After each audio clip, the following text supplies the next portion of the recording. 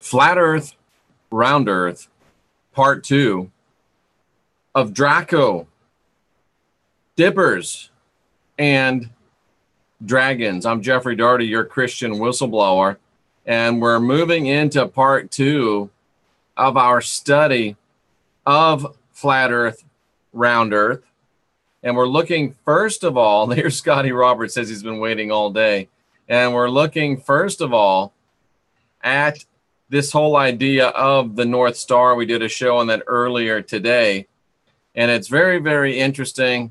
I think it's very, very powerful. I think it's very, very illuminating. You get it, North Star, illuminating. But it's just, there's so much here. There's so much depth here.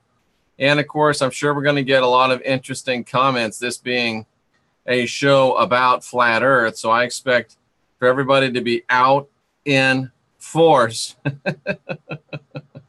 And Lee Veltman says, plumed serpents and dragons make this topic interesting to him. Now, this is a little different than the normal teaching that I do. And speaking of Scotty Roberts, we're going to be launching a new program, I think, next week. And we're going to be talking, it's going to be like two former Christians and one, at least me, former conservative, that are now neither, talking about politics and religion. And I think that, you know, politics is one of my passions, and there needs to be some, I was going to say sobriety. There needs to be some saneness brought into the discussion. And I think that Scotty and I just might be able to provide a little bit of that. And Scotty says, along with Bob, or B.O.B., raising money to prove the flat earth is real, Scotty is announcing the beginning of a new fundraiser to prove that the moon is made of cream cheese. So here we go. Away we go. I've got my coffee, and this is a different type of a study because you're aware most of the studies I do are fully baked out. They're fully, I've got them all planned and said what I want to do. And this one is a little more of a discovering along the way with each other, looking. And I've moved my picture to the side so I can see the chat room. And there you go, Scotty. You start off with $1. So you're on your way. So we're talking about Flat Earth, Round Earth. This is part 2 of the series. And we're talking about Draco, Dippers, and Dragons. And I was going to move right on, but somebody in the last show with Tamu encouraged me to look more into it. And I have. And I mean, since we've never really ever went to the moon, it's all up for grabs, right? Another subtle jab. Veltman, you've met your match. And this might be a man love situation going on in there. Hey, Scotty Roberts and Jen and Veltman and who else is in here? Pia and Trey. We're glad to see all of you. So let's take a look again at, Polaris. We're talking about the North Star, and it's abbreviated Alpha UMI. Polaris is the top star of the Big Dipper, or as it were, the plow, if you're of Irish or UK. I know Ireland is really not part of the UK. So it's the top star of the plow.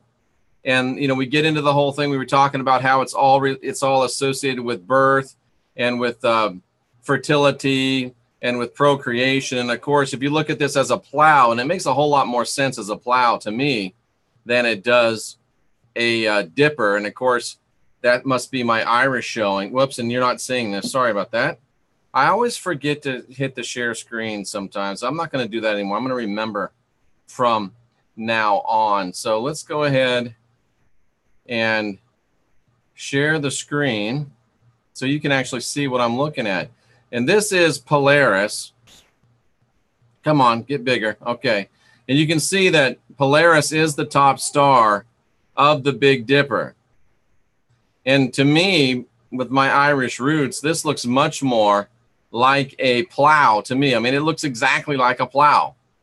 That's what a plow looks like. And it is much more in line, I think, with the ideology and the thoughts of it being a plow, and of course having to do with creation, procreation, birth, and all of that, because the plow goes into the earth, prepares it for the seed. I'm not a farmer, but I think you put the seed in right after the plow, as it's been, the earth's been broken up, you cover it over, and then you've got some growth there. Lee Veltman's bringing in Kubrick already. Esoteric Hollyweird. Zemu has left the building. All kind of great stuff. Romance time. Bingo. So anyway, Polaris is the root of the great plow, which of course plowed the universe, if you will, or at least this galaxy, for the procreation of humanity. At least there's Rainbow White. At least it looks that way. I mean, it follows with the whole ideology of the situation. So I find it rather profound to think about it as a plow. But at any rate, we notice that it's a Trinity star, which it goes back, of course, to the idea of Trinity from the biblical standpoint. It's also in the north, and of course we know, behold Mount Zion in the sides of the north, the city of the great king. Let's see if I can get that to pull up right now. City of the north. Let's do Mount Zion. Behold Mount Zion. Behold Mount. Come on, Jeff. Behold Mount Zion on the sides of the north. It never fails. Wherever I put that bar, it's always in the way. Okay, is it going to pull up this time? Yeah, here we go. It is beautiful. I like the King James Version because it's actually more geographically correct too. Where was it? Beautiful. So, doggone it. What verse are we looking for? We're looking for 2. Okay.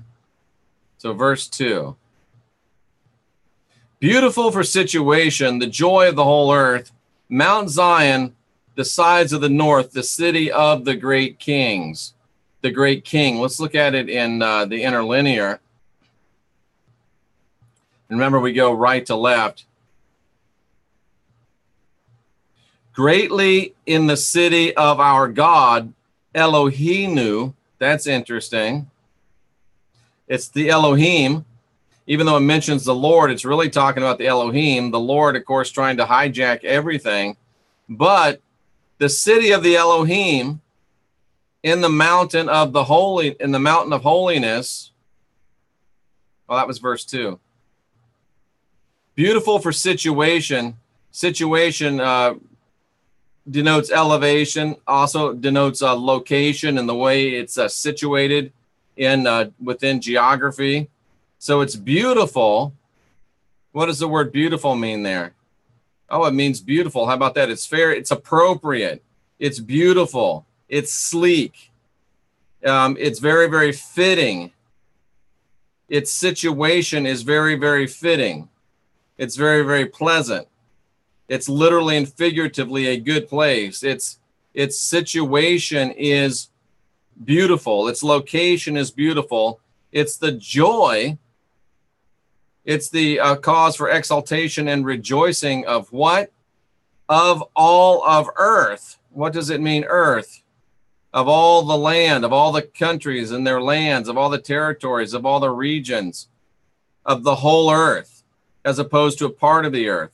Of the earth as opposed to heaven and sky. Now we could get really literal in with this, of the inhabitants of the earth, and we could get really literal and say that if the city of the great Elohim is beautiful for situation, is it just the whole earth? Is earth special? Are we the only ones with this type of life?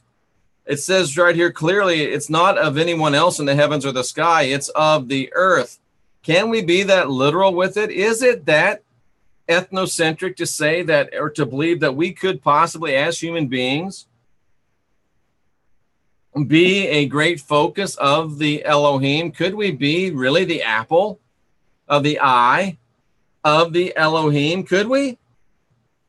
Could we be the apple of the eye of the Elohim? Wow, that is an interesting thought right there. That's an interesting thought. Is Mount Zion on the sides of the north the city of the great king? The city of the great Melech, the king, the kings. It can be plural kings as well. And when we're looking at it as it's the Elohim, it's the Elohim. So it can be used in wide applications. So it is the city of the Elohim. Beautiful for situation. And remember, we saw back in verse number 1, it's the city of the Elohim, the city of our gods. Wow, that makes for some interesting speculation. So is Polaris, as we talked about earlier, is it the seed? Is it the home? Is it Kolob? Is it the let's see if I can find a picture of this. Let me stop sharing for a minute and let's see who the geeks are that will recognize what this is right here.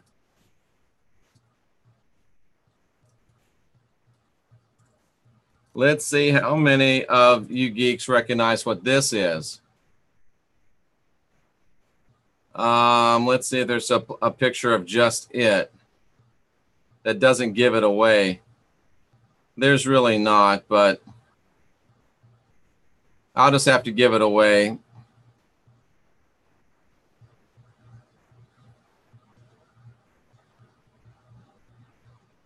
If I can find a suitably large picture, and I don't think I can.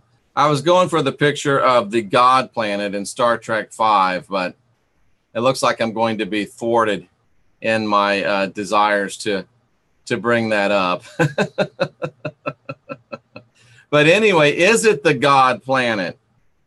You know, Star Trek V notwithstanding, is it the God planet? Where am I? I'm completely and totally lost. Here I am. Is it the God planet? Interesting stuff. So when we escape the soul farm, do we head for the North Star? Jen, that is a great question right there. Should we head for the North Star when we leave this body? Should we head for the North Star? Scotty Roberts says plurality. Yep. Should we head for the North Star? That's a great question. Pia gives us the Vulcan salute. Interesting. Wow, I'm really liking this. Let's continue to dig in even more. So let's look at this and get this corn out of my face right here. Okay. So it is the top star. It is the top. I'm on Big Dipper. Wrong one. We're still on Polaris. So is Polaris really the city of the great kings, the city of the Elohim? Is it the abode of the Elohim? And this strikes me. It says it's a variable star, which means it is just that. It's a variable star. And what that means is that they exhibit regular radial pulsations within periods of a few days to a few weeks, and visual amplitudes from a few tenths of a magnitude to about 2 magnitudes. You knew that's what I meant, right? Well, it's a variable star. It's just a variable star. In an effort to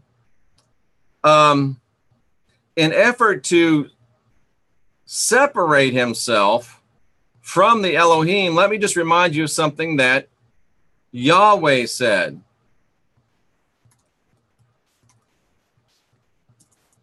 Let me find it because I don't want you to just have to believe me.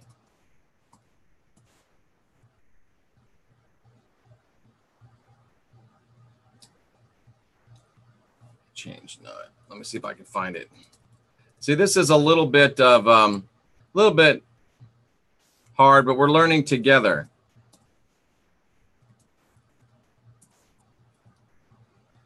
Okay, and this is something that the Lord said, and he made he made a big deal out of this. The Lord said these words. The Lord said, listen, I, the Lord Yahweh, do not change. I am not variable, even though he changes all the time. Obviously, he's changed and changed his mind on a regular basis, but he says that he doesn't change. So he's going out of his way to say, look, I'm not variable. Is he drawing a juxtaposition between himself, I do not change? If this says not variable, I'm going to do a little dance. Nah, it just says he doesn't change. I was hoping it would say he doesn't change with the seasons. I don't change. Very, very interesting. So he's saying, I don't change. And Polaris is a variable star. So the Elohim don't have any problem varying, changing if they need to. Am I drawing too much into it, or has the Lord gone out of his way to say that he is not changing? Scotty Roberts, when you see the Southern Cross for the first time, you understand why you came this way, because the truth you might be running from is so small, but it's as big as the promise of a covenant day. But do you know that there is no, Ransom was in here last time and he said, oh, well, there's a Southern Star just like a Northern Star. Not so. There is no Southern Star that is, watch this. There is no Southern Star currently that relates at all to the South, that relates to, that's like the North Star, South Star, Wikipedia. I was doing some studying in between. I've been sitting here the whole time. Yeah, there is no South Star. It is a it's an imaginary point, Sigma Octantis, which is it's generally useless, they say. There is no South Pole Star. Where's the South Pole Star? Talks about it here. I just was reading it. Southern Pole Star. Currently, there is no South Star as useful as Polaris. Sigma Octantis is the closest naked eye star to the South Celestial Pole, but at its apparent magnitude is barely visible on a clear night. It is unusable for navigational purposes. So there is no Southern Star that is in correlation to the Northern Star. So does that also make us say there's nothing like the Elohim? Interesting stuff, huh? There's no one like the Elohim. Even Yahweh goes out of his way to say he's not variable, where the Elohim show themselves as being variable. Very, very interesting. There's just a lot of interesting depth here. I mean, look how bright Polaris is. And here you can see the trinity of stars, Polaris A, B, and B. So there you go. I mean, very, very interesting. Very, very interesting. In antiquity, Polaris was not the closest naked eye star to the celestial pole, and the entire constellation of Ursa Minor was used for navigation rather than any single star. Polaris moved close enough to be the closest naked eye star in very, very old antiquity. And guess what it was before? Guess which star was the pole star before? Well, you may know what it was, but we may keep it was a star in Draco, the star of the constellation that is purportedly that of the reptilians. And this I also thought was very, very interesting here. You know, we've seen that Polaris is related with the Babylonian Mami, or the Sumerian Mami, related to the earliest of the female gods. And not to be outdone, in the later medieval period, the Catholics jumped on board and gave it the Marian title of Stella Maris, or Star of the Sea, the guiding star, and it began to be known as Stella Maris, or the Star of Mary. So, of course, Mary is the one that leads and guides and not Jesus, which is interesting. But they did try to jump on, again, the mother, the birth, the progenitory whole theology, or I guess you would say mythology, of this whole thing. And it's also Old Norse, also High German, the guiding star. The lodestar from the Old English. The Norse, I can't read that. The Middle German, Leitsterne. I was actually fluent in German at one time. How about that? How interesting is all this? And now they want to co-opt it and call it the Mary Star. And even in medieval Islamic astronomy, it was known as the, I'm not sure how to even pronounce that. Shakespeare talked about it. Caesar talked about it. Very, very interesting stuff when you're talking about the pole star, when you're talking about it as the beginning of all this creation type and progenitory type ideology and imagery. Let's take a quick look into the chat room and see what we got going there. I'm sure it's run away and left me. Venus is not a star. Venus is a planet. And you heard that here first. Slaughtered us Christians, spoke to the Elohim. When you see the Southern Cross, you had the Star of Bethlehem, the same as the North Star. I don't know if there really was a Star of Bethlehem, because you know that whole thing. And again, Scott, I agree with Scotty Roberts that the Elohim were not angels. Could the North Star be a black star? Well, the North Star shines white. I don't really know what you're saying. Is the Star of Bethlehem the same as the North Star? I don't know. I don't know if I would go there, because I don't know, if that thing ever even really happened. The Hebrew for angel is Melohim. The Elohim are not angels. Absolutely right, Scotty. Draconis is where the lizards are from. We're going to get to that in just a second. Elohim equates Elohim to himself, yeah. Their selves. From the Little Dipper to the Big Dipper to the Cancer constellation, the tent of the meaning of the tabernacle. Oh, I see what you're saying. Again, I don't go in for all that stuff so much. I shy away from that old Hebraic stuff. What did they say? Need help finding things out, Jeff. We all do. Did I ever get I just told you there really is no Southern Star. There's nothing that is equating to Polaris. There's nothing useful as a Southern Star. It could be a dark star, but all we know is there's not really anything there that's useful. And we just read that. I've read that in a few places. And I mean, it's just not anything useful. So I'm just going to move past that. Now let's look at this, which I find interesting. Let's look at the Big Dipper.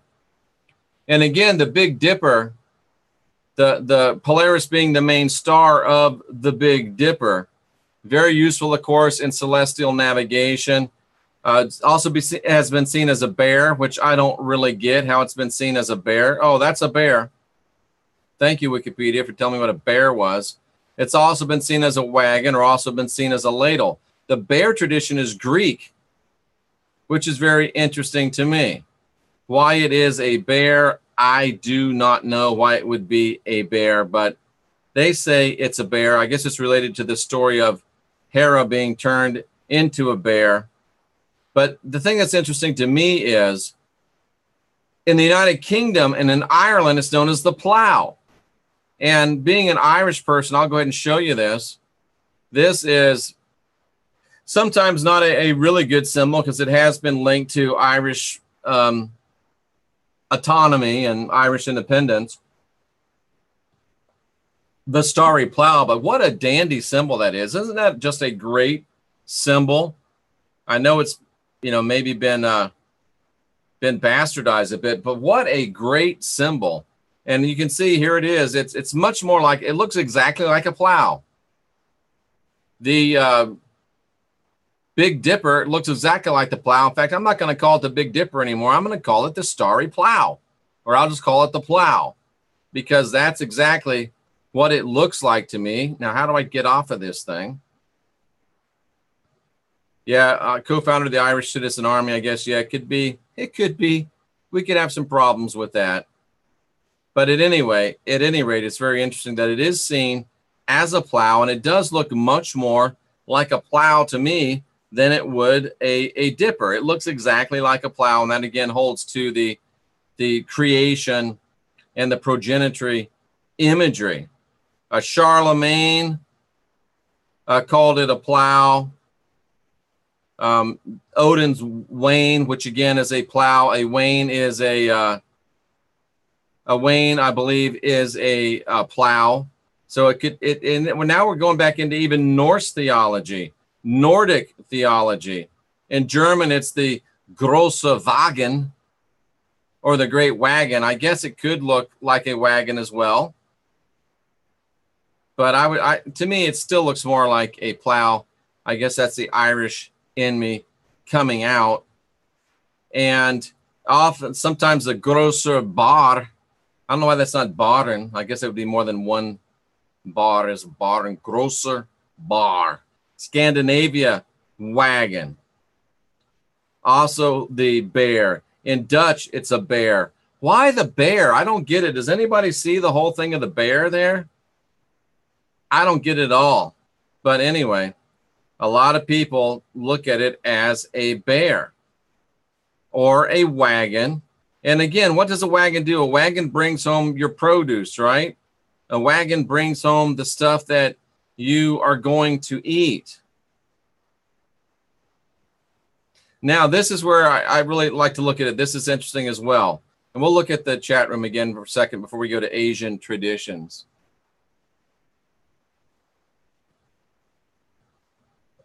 Okay. The important part is the flat earth is impossible when a southern celestial pole exists. Okay.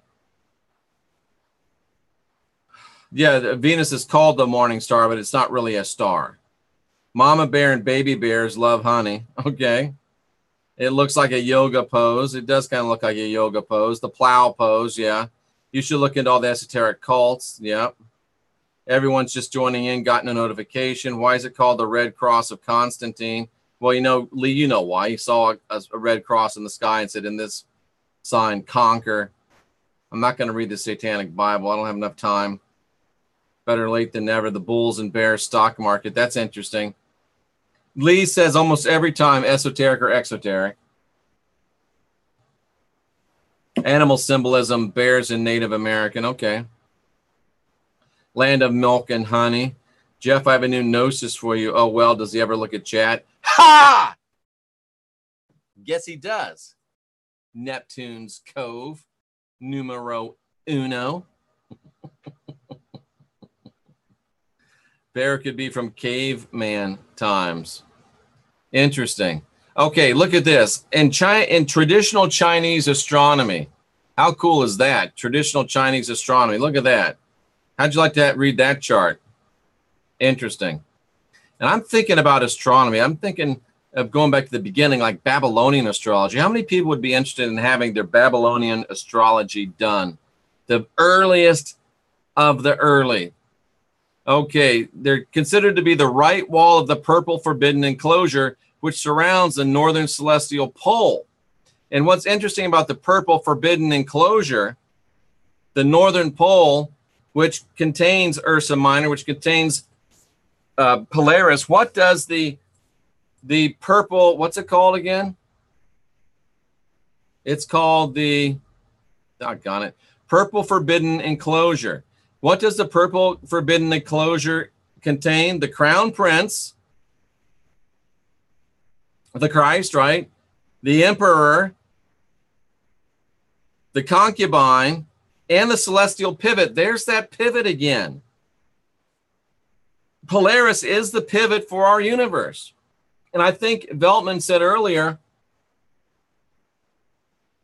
that is it just for our galaxy, for the universe. But if the Earth is going around the sun's going around the galaxy, and the galaxy's going around the universe, we're always seeing that pole star. So it's got to be the pivot of the whole universe. And of course, the Chinese, how smart were they? They knew that even though it looked like a trinity of stars, there's really 5 of them sitting there. So they knew it was the 5 star. 5 stars in the North Pole, when the Westerners only knew there was 3. That's pretty cool. So within Polaris, even in Chinese astrology, you've got the male and the female god and creation and the pivot, which to me is just amazing. There's so much here. And again, it's so much more important what we're going around and why than whether we're flat or round. In my idea, and at least in my thought, the Northern Dipper, the 7 stars of the Northern Dipper, the personification of the Big Dipper is known as the Dumu. And what is the Dumu? It's the mother. Look at that. It's the goddess of the Great One. This mythology, this iconography, these visualizations of all of the myths and the cultures, it's ubiquitous in all of them. This to me is just amazing. Chinese, Nordic, it's amazing. Taoism, Buddhism, and even in Shinto, man. You know what Shinto is, right? Shinto is the ethnic religion of Japan. And you know the Japanese and the Chinese, they don't like to agree on a whole lot of stuff. But in Shinto, Ursa Major belongs to this Ameno Minamatanasanushi. Nushi. I'm sorry, I shouldn't say it like that. And this person, if you can say it, you're a better man than me. But this person is the oldest and most powerful of all the kami. What are the kami? The spirits or the phenomena that are worshipped in the religion of Shinto. So they came from Polaris as well. All of these dudes and dudettes right here. They are the heavenly ancestral gods of the originating heart of the universe. Not just the galaxy, Lee, but the universe. According to Kojiki, the first kami, the source of the universe according to Shinto. A god who came into being alone. Boy, does that sound familiar. And one of the 5, again, we're back to those 5 stars, distinguished heavenly gods. I don't know about you guys, but this stuff is deep.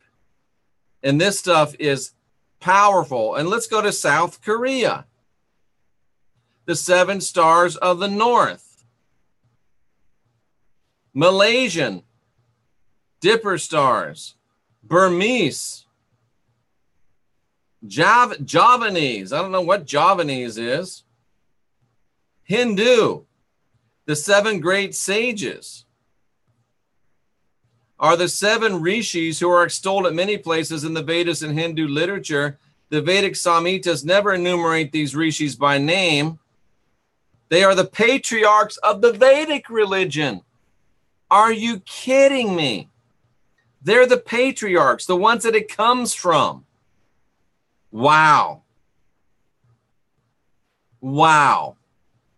All of the stories of all of the religions of all of the world go back to, here's even Mongolian. What is Mongolian?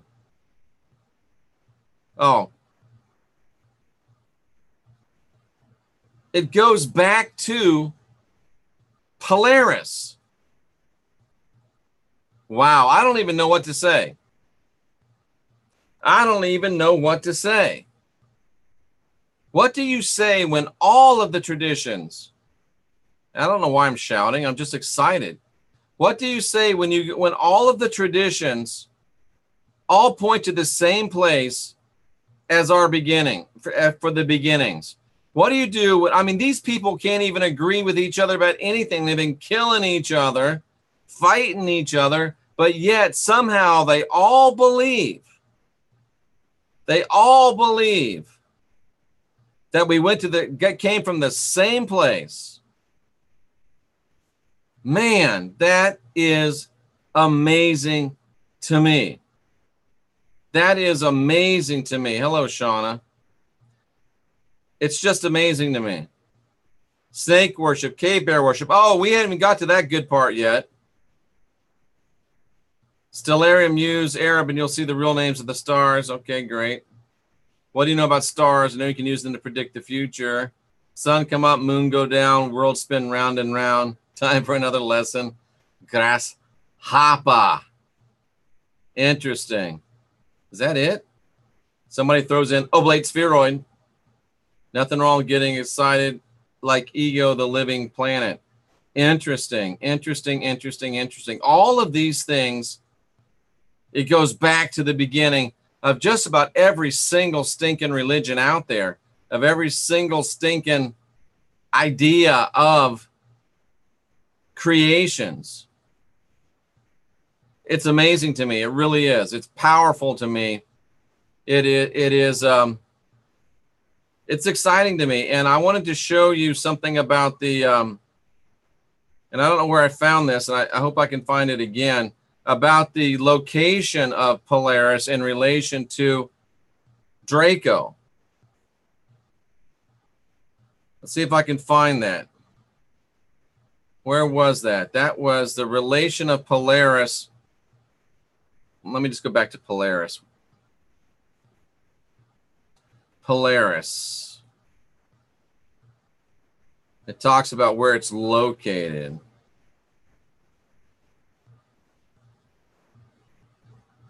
Role as pole star, distance, history of observations. I don't know where I found that, where it was located. Location of Polaris. Let's just look that up. In relation to other constellations. Does anyone else think of Star Trek when I say constellations? One of the starships was called the Constellation. Interesting. But I wanted to show you this. I don't know if I'm going to be able to find it.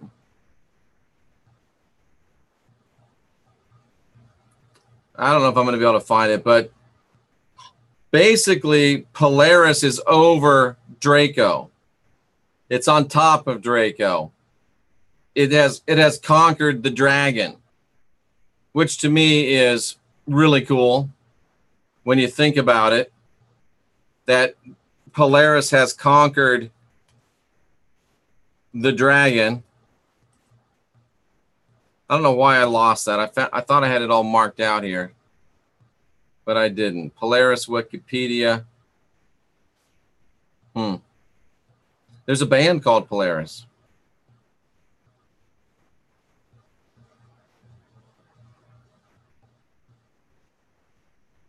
Well, I'm not going to be able to find that right now, unfortunately. But to the west is I can't remember what's to the west, but kind of down to the bottom west is Draco. So it is above Draco, which is really cool in my way of thinking, because it shows that we're over the dragon. And Draco does look like a dragon when you look at it. It looks like a serpent. And I know it was right in here somewhere, but I can't find it. So anyway, folks, there you go. It's probably a good place to leave this off for tonight. We'll go ahead and take a look into the chat room again. Was it under the Big Dipper? I don't think it was under Big Dipper.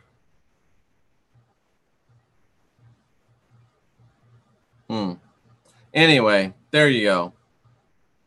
I'll spare you any more of looking at that. So very, very interesting stuff. In Russian, wormwood is Chernobyl. How about that? So Stonehenge, Göbekli Tepe, are the stars portals? You know, Aurora Rain, I was thinking, do the gods live at Polaris, or is Polaris a portal to where the gods are? Where they came through to come here? Man, I don't know. But it's really, really interesting stuff. Any timeline on the origin of Polaris? I mean, it's been there like forever, right? When was the star Polaris created? It's not going to be able to tell you that. Yeah, I mean, it's always been there, right? It's always been there. So when was God created, right? The Omega Glory, yep, absolutely. That's where we one of the places we saw the constellation starship featured. Greetings from Osaka, Sterling. Good to see you. Is there a Nibiru constellation? I don't think there is a Nibiru constellation. Is there a Nibiru constellation?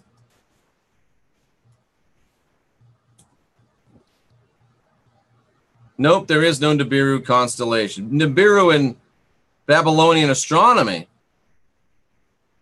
Look at that. Nibiru translates to a crossing or point of crossing rivers or ferry boats. In Babylonian astronomy, Nibiru refers to the equinox.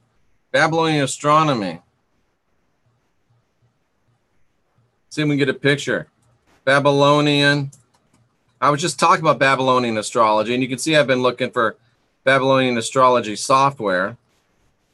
Babylonian astrology, Nibiru, and let's see if we can pull up an image. No, we just get to know. Oh, what is this? I don't know what this is, Lee. This is just, Sitchin stuff. Okay. Yeah, I don't think there's not a constellation. No, we know that much. There should be a book in the Bible. What did that say? There should be a book in the Bible.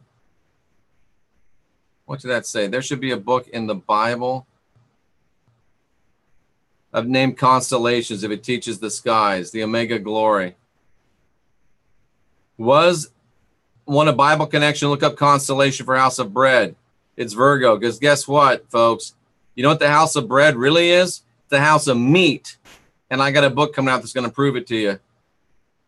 The house of meat. And that's very, very important. Polaris is known as the pole star. Yeah, the North Star.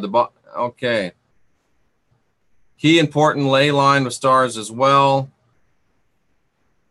Ley lines are called dragon lines. Nibiru is the moon too. I don't know if the rod said so. Crystal grids, wow. Polaris has been close enough to assume the role of pole star since the early. It's actually been since, when did Polaris become pole star? Like 4000 BC or something? When did Polaris become the pole star? 3000 BC. Polaris became the pole star in 3000 BC. So a little bit before medieval times, but yeah, it became the pole star in 3000 BC. And I think Thuban is the one that's in Draco that was the pole star. Yes, and the pyramids were aligned with that. It was, Thuban is now a relatively inconspicuous star in the constellation of Draco the dragon. How appropriate is it, folks, that, and I'm going to go off again on this, that Yahweh, who was once the God of gods, this big time, super big God. Oh, I didn't show you this. Let me show you this. Sorry.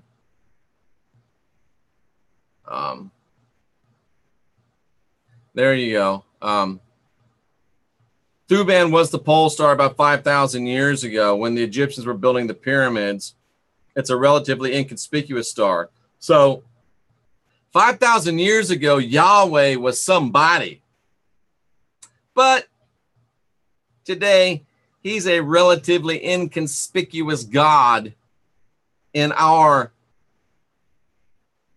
economy. And I'm in the relatively inconspicuous God bringing down business, and brother and cousin, business is a booming. That's right. I said it. Yahweh's an insignificant, fallen, flawed God whose day is past. There's nothing left but to enforce his fall. All right. There we go. The Southern Cross is a must-see. I agree. 3000 BC. Vega. So there you go, folks. I think that's a good place to end it.